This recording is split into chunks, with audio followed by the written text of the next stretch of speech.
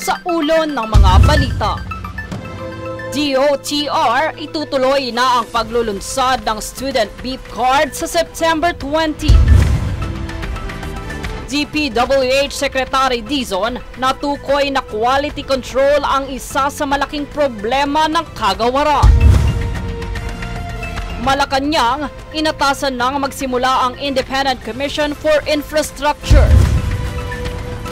Senate President Vicente Tito Soto nais ipaila kay PBBM na sertipikahan bilang urgent bill ang pagtatag ng IPC.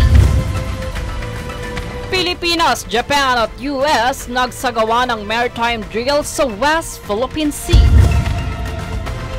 Mga obispo at puso ng NAIA tutol sa pagtaas ng singil sa NAIA.